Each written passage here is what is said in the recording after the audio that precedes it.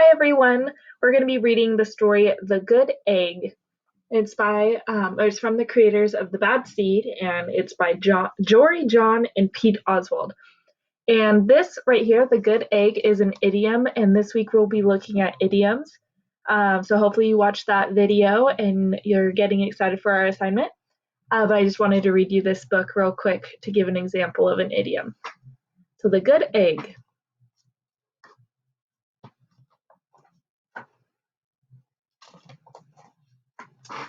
Oh, hello. I was just rescuing this cat. Know why? Because I'm a good egg. A very good egg. It's true. I do all kinds of good things. Like I'll carry your groceries, I'll water your plants, I'll change your tires, I'll paint your house. If you need any help whatsoever, I'm your egg. I've always been a good egg. It's been this way from the very start, even in my early days.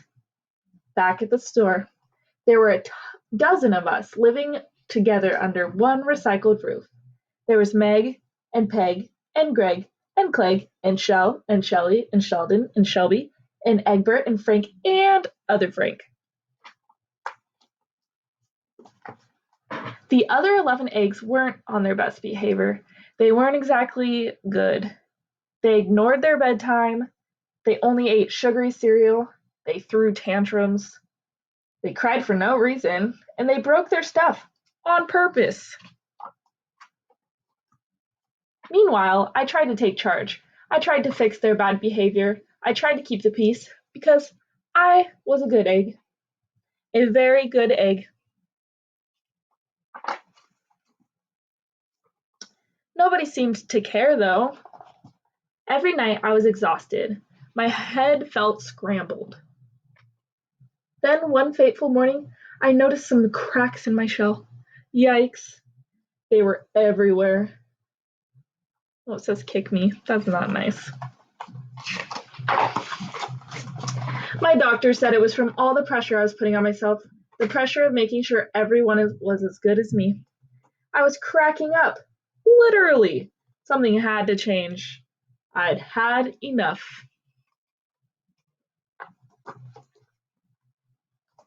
I told Meg and Peg and Greg and Clegg and Shell and Shelley and Sheldon and Shelby and Egbert and Frank and other Frank that I was leaving.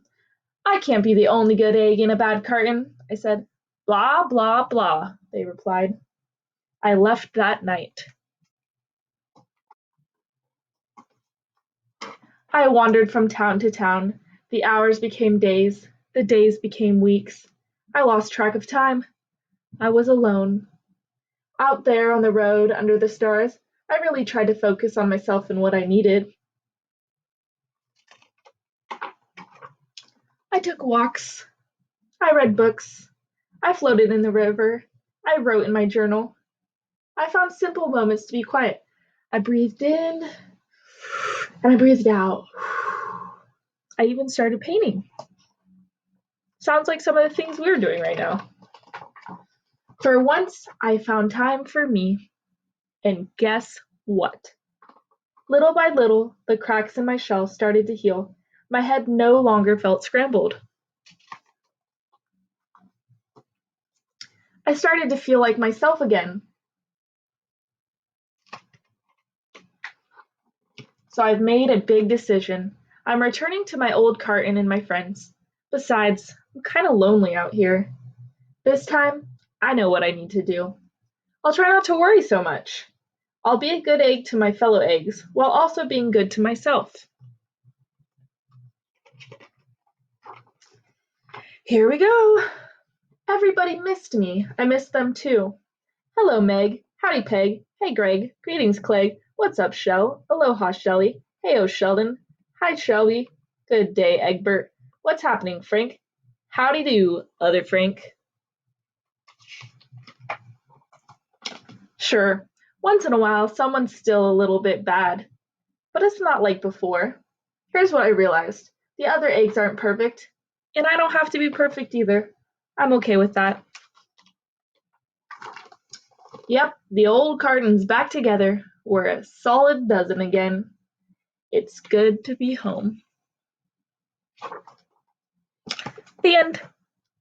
I hope you enjoyed this book, The Good Egg, and that you saw that it's an idiom. So the good egg is not actually talking about an egg that is good. In this book it is, but the saying sometimes people will say, oh, he's a good egg, she's a good egg, they're good eggs. And that's usually just explaining that they're kind and considerate and that they're a nice person. It doesn't have to be an actual egg. So there you go.